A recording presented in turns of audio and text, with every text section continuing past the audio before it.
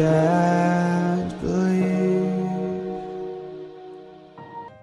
नमस्कार, समाधान इन हिंदी चैनल में आपका स्वागत है। मेरा आज का वीडियो विलियम शेक्सपियर का एक बहुत प्रसिद्ध कॉमेडी ड्रामा पर आधारित है। यह ड्रामा मेरे मनपसंद ड्रामा में से एक है। निश्चित रूप से आपको इस ड्रामे का वीडियो देखकर ज्ञान के साथ आनंद भी आएगा। यदि मैं अपने विषय पर सफल होता हूँ तो मेरे चैनल समाधान हिंदी को सब्सक्राइब कर लें और बेल आइकन दबाकर मेरे आने वाले वीडियो का नोटिफिकेशन अपने मोबाइल में चालू कर लें, क्योंकि इस चैनल पर मैं उन टॉपिक पर भी आपको वीडियो उपलब्ध कराऊंगा जिस पर वीडियो या स्टडी मटेरियल बहुत कम मिलते हैं या शायद नहीं भी मिलेंगे। निश्चित रूप से मेरा वीडियो आपके लिए बहुत ही लाभप्रद सिद्ध होगा। फिलहाल अब हम अपने टॉपिक पर आते हैं, जो कि विलियम शेक्सपियर का नाटक द टेम्पेस्ट पर आधारित है। टेम्पेस्ट का अर्थ होता है तूफान। पूरे नाटक का प्लॉट तूफान पर ही आधारित है। यह नाटक शेक्सपियर की बहुचर्चित हीरोइन मिरांडा के लिए प्रसिद्ध है। अब मैं इस नाटक का संपूर्ण घटनाएं बहुत ही सरल भाषा में आपके सामने प्रस्तुत करता हूँ। सागर में बहुत दूर एक अकेला द्वीप था। इस द्वीप पर केवल दो ही लोग रहते थे। पहला, जो कि एक बूढ़ा आदमी था जिसका नाम प्रॉस्पेरो था, और दूसरा उसकी पुत्री जिसका नाम मिरांडा था। मिरांडा बहुत खूबसूरत युवती थी। प्रॉस्पेरो बहुत ही बुद्धिमान व्यक्ति था। गुफा के अधिकांश भाग में वह अपने अध्ययन सामग्री रखता था और बहुत सी किताबों को पढ़ता था। यह उसके परिश्रम का ही प्रयास था कि उसे काला जादू में महारत हासिल था। वह उस आइलैंड में रहने वाले सभी आत्माओं से बात कर सकता था और उन्हें आदेश भी दे सकता था। प्रॉस्पेरो के आने से पहले इस द्वीप पर एक दुष्ट साइकोरेक्स चुड़ैल का शासन था। उसने आइलैंड के सभी आत्माओं को गुलाम बनाकर रखा था। कुछ आत्माओं को तो उसने एक बड़े से पेड़ के दरार में बंदी भी बना दी थी। प्रॉस्पेरो ने अपनी शक्ति के प्रयोग द्वारा इन दुष्ट आत्माओं को चुड़ैल साइकोरेक्स से आज़ादी दिलाई। इन आत्माओं में एरियल नाम का एक बहुत ही अच्छे विचार वाला एक आत्मा था। एरियल स्वभाव से शरारती था, लेकिन वह प्रॉस्पेरो के आदेशों का पालन करता था। साइकोरेक्स का एक पुत्र था जिसका नाम कैलिबन था। वह आधा मनुष्य और आधा पशु था, यानी वह मनुष्य के भेष में समझिए पशु ही था। प्रॉस्पेरो ने अपने मेहनत के बल पर कैलिबन को पशु से मनुष्य बनाया, लेकिन प्रॉस्पेरो ने उसके स्वभाव में कोई परिवर्तन नहीं ला सका, यानी वह पशु की तरह ही सोचता था। प्रॉस्पेरो कैलिबन से मोटा मोटा काम लेता था, जैसे लकड़ी लाना, पानी की व्यवस्था करना इत्यादि। कैलिबन केवल बुरा व्यक्ति ही नहीं था, बल्कि वह सुस्त व्यक्ति भी था। जब भी कभी कैलिबन अपने कार्य को नहीं करता था तो एरियल उसे नोचता और ढकेलता था। एरियल उसे जंगली कांटेदार चूहे बदल कर उसका रास्ता अवरुद्ध कर देता था और उसे डराता था। इससे कैलिबन अपने कार्य के प्रति सतर्क हो जाता था और दोबारा इसे करने की सोचता तक नहीं था। अपनी शक्तियों का प्रयोग करके एक बार प्रॉस्पेरो ने समुद्र में तूफान उत्पन्न किया। मिरांडा ने देखा कि एक शिप तूफान में फंस चुका है और उसके डेक पर रहने वाले सारे लोग घबराए हुए थे। शिप किसी भी क्षण डूब सकता था। उसका हृदय दया से भर गया। उसने अपने पिता से आग्रह किया कि वह शिप को और उसमें यात्रा करने वाले यात्रियों को बचाए। प्रॉस्पेरो ने अपनी पुत्री मिरांडा को समझाया कि इस तूफान से किसी भी यात्री का बाल बांका होने वाला नहीं है। उसने बताया कि तूफान उसके पुत्री यानी मिरांडा के कल्याण के लिए उत्पन्न किया गया है। मिरांडा स्वयं अपने भूतकाल के बारे में नहीं जानती थी। उसको केवल इतना ज्ञात था कि वह अपने पिता प्रॉस्पेरो के साथ इस गुफा में रहती है। मिरांडा को हल्का सा केवल इतना ज्ञात था कि जब वो छोटी बच्ची थी तो 3 या 4 औरतें उसकी सेवा करती थी। प्रॉस्पेरो ने बताया उस समय वह केवल 3 साल की थी जब उसकी सेवा के लिए बहुत से नौकर चाकर तैनात थे। उस समय वे लोग इस आइलैंड में नहीं रहते थे। 12 वर्ष पूर्व प्रॉस्पेरो मिलान का ड्यूक था और मिरांडा राजकुमारी थी। प्रॉस्पेरो ने मिरांडा को अपने बीते हुए इतिहास के बारे में बताया। ड्यूक होने के बावजूद उसने अपना बहुत समय केवल किताबों को पढ़ने में लगाया।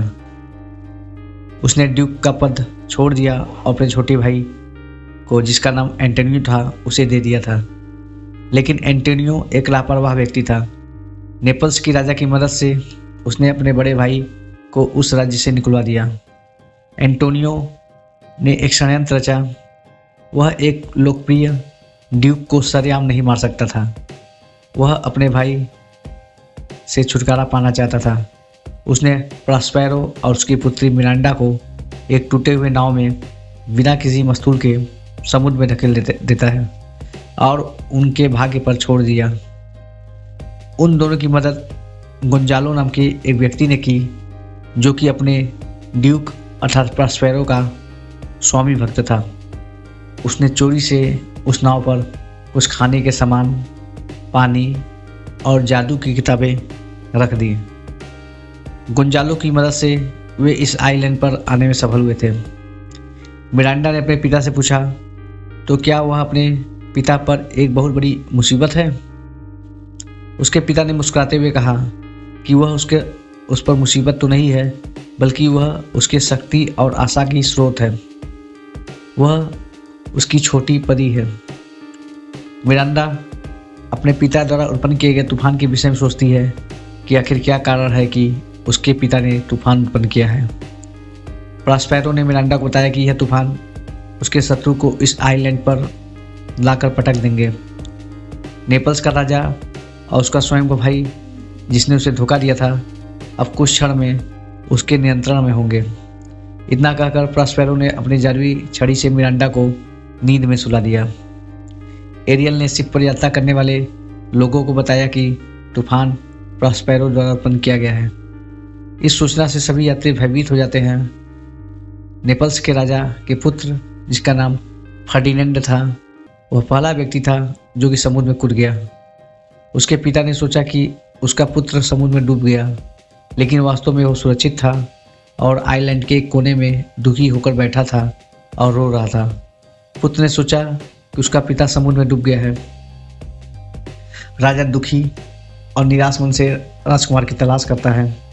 शिप पर यात्रा करने वाले सभी यात्री सुरक्षित थे और बंदरगाह पर शिप भी सुरक्षित था, लेकिन कोई भी एक दूसरे को नहीं जानते थे कि वे जीवित हैं या नहीं। प्रॉस्पेरो ने एरियल को आदेश दिया कि वह फर्डिनेंड को यहाँ ले आए। मिरांडा की मुलाकात राजकुमार फर्डिनेंड से होती है। एरियल का विचार था कि जब वह यह कर लेगा तो प्रॉस्पेरो उसे मुक्त कर देगा। वह चाहता था कि प्रॉस्पेरो पुरस्कार स्वरूप उसे आज़ादी दे देंगे।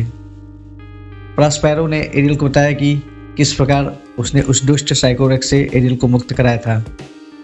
चुड़ैल साइकोरेक्स एलाइजर में पैदा हुई थी। वहाँ पर वह अपने शैतान से भरी हुई क्रियाकलापों को अंजाम देती थी। उसके इस कार्य से तंग आकर समुद्री यात्रियों द्वारा उसे इस सुनसान आइलैंड पर छोड़ दिया गया था। उसने एरियल नाम की एक आत्मा को वश में कर लेती है और उसे अपने बुरे कार्यों में करने की सहायता चाहती है। एरियल एक सभ्य आत्मा था। उसने उसके आदेश को मानने से इनकार कर दिया। यही कारण था कि उसने एरियल को एक वृक्ष की दरार में कैद कर दिया और उसे बहुत ही कष्ट दिया। प्रॉस्पेरो वहाँ आता है और उसे स्वतंत्र कराता है। तब से एरियल प्रॉस्पेरो के आदेशों का पालन करता है। प्रॉस्पेरो ने एरियल से वादा किया था कि यदि वह उसके कार्यों को करता रहेगा तो एक दिन वह उसे पूरी तरह से मुक्त कर देगा। एरियल ने प्रॉस्पेरो के आदेश का पालन किया और वह मिरांडा और प्रॉस्पेरो के लिए राजकुमार फर्डिनेंड को लेने चला जाता है। जब मिरांडा ने फर्डिनेंड को देखा तो उसे बहुत ही आश्चर्य होता है, क्योंकि इससे पहले वह अपने पिता के अलावा किसी भी मनुष्य को नहीं देखी थी। उसने आश्चर्य से कहा कि यह सुंदर प्राणी है या कोई आत्मा। उसके पिता ने उसे समझाया कि नौजवान कोई आत्मा नहीं है, यह व्यक्ति शिप में मौजूद था और अपने साथियों को ढूंढ रहा था। फर्डिनेंड ने इस आइलैंड पर इतनी सुंदर स्त्री की कल्पना नहीं की थी। इसलिए उसने सोचा कि यह द्वीप एक जादुई आइलैंड है और यह महिला इस स्थान की देवी है। दोनों को एक दूसरे के प्रति आसक्त देखकर प्रॉस्पेरो ने कठोरता से उन्हें मना किया, लेकिन वास्तव में वह इन दोनों को नज़दीक देकर खुश भी हुआ था। लेकिन वह स्वयं इन दोनों के प्यार की परीक्षा लेना चाहता था, इसलिए वह उनके मार्ग में कठिनाई लाना चाहता था। प्रॉस्पेरो ने फर्डिनेंड से कहा कि वह एक जासूस है जो कि गुपचुप तरीके से इस आइलैंड पर आया है, इसलिए वह उसके गर्दन और पैर को साथ बांध देगा और उसे समुद्र में मछलियों के लिए फेंक देगा। फर्डिनेंड ने तलवार निकाला और अपने शत्रु पर आक्रमण किया, किंतु तुरंत प्रॉस्पेरो ने अपनी जादुई छड़ी लहराया और उसे उसी स्थान पर जड़वत कर दिया। मिरांडा को फर्डिनेंड पर तरस आया और वह अपने पिता से प्रार्थना करने लगी कि उस पर दया करे। उसने अपने पिता को विश्वास दिलाया कि वह एक सच्चा इंसान है। अपने आप को असहाय पाकर फर्डिनेंड ने प्रॉस्पेरो के आदेशों का पालन किया। वह प्रॉस्पेरो के साथ जाने के लिए तैयार हो गया, लेकिन बीच बीच में वह मिरांडा को देखता रहा। फर्डिनेंड ने प्रॉस्पेरो से कहा यदि वह दिन में एक बार मिरांडा को देखने दे तो वह इस कठिन कारागार को भी खुशी खुशी स्वीकार कर लेगा। प्रॉस्पेरो ने फर्डिनेंड को बहुत ही कठिन कार्य करने के लिए दिए। उसके पश्चात वह अपने स्टडी में व्यस्त हो जाता है और गुप्त रूप से दोनों को देखता है। फर्डिनेंड को आदेश दिया गया था कि वह भारी गट्ठरों को एक स्थान से दूसरे स्थान सजा के रखेगा।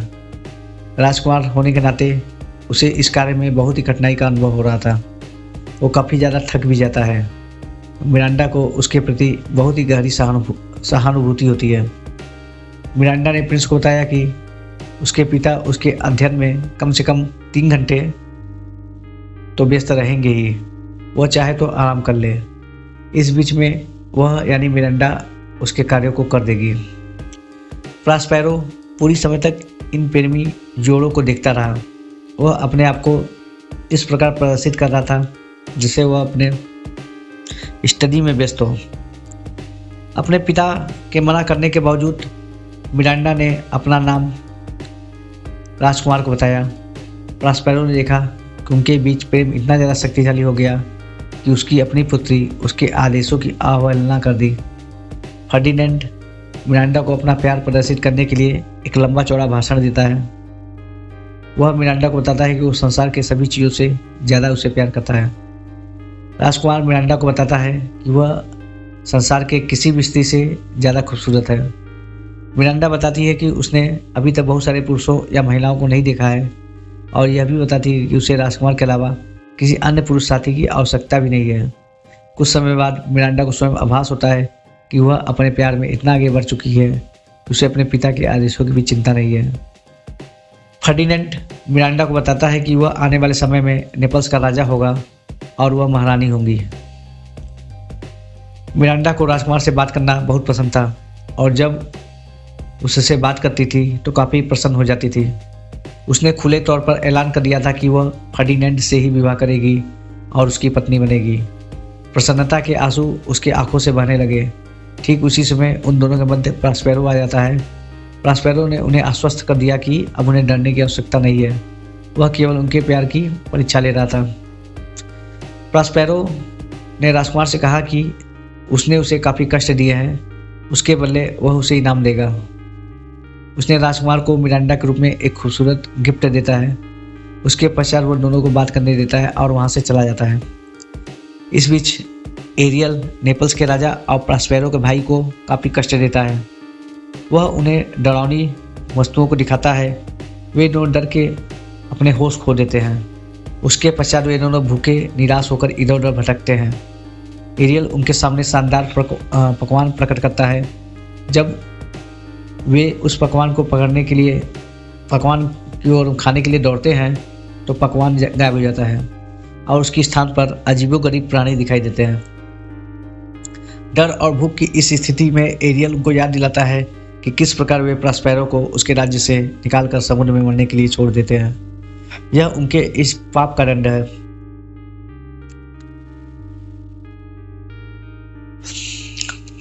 नेपल्स के राजा और प्रॉस्पेरो के भाई एंटोनियो को अपनी गलती का एहसास होता है और वे पश्चाताप करने लगते हैं। प्रॉस्पेरो का बदला पूरा हो जाता है।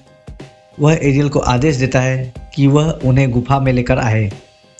एरियल संगीत उत्पन्न करता है और उन्हें गुफा में लेकर आता है। उन लोगों के साथ एरियल ने गोंजालो को भी गुफा में लाया था। गोंजालो वही व्यक्ति था जिसने प्रॉस्पेरो की मदद किया था जब उसने समुद्र में मरने के लिए छोड़ दिया गया था। जब सभी लोग प्रॉस्पेरो के सामने प्रस्तुत होते हैं तो कोई भी उसे पहचान नहीं पाता। सबसे पहले प्रॉस्पेरो ने गोंजालो से बात किया और उसे धन्यवाद दिया क्योंकि उसी ने उसकी और उसके पुत्री की मदद किया था। उसके पश्चात उसने अपने भाई और नेपल्स के राजा के सम्मुख अपना परिचय प्रकट किया। दोनों दोषी व्यक्ति उससे माफ़ी मांगने लगते हैं। उन्होंने प्रॉस्पेरो से वादा किया कि वह उसे वापस अपने राज्य ले चलेंगे। प्रॉस्पेरो ने सभी को माफ़ कर दिया। प्रॉस्पेरो ने नेपल्स के राजा को सबसे हसीन सरप्राइज़ दिया। उसने राजा को दरवाज़ा खोलकर दिखाया कि किस प्रकार उसका पुत्र फर्डिनेंड और उसकी पुत्री मिरांडा शतरंज खेल रही हैं। राजा अभी तक समझ रहा था कि उसके पुत्र की मृत्यु समुद्र में डूबने से हो गई। अपने पुत्र को देखकर वह प्रसन्नता से खिल उठा।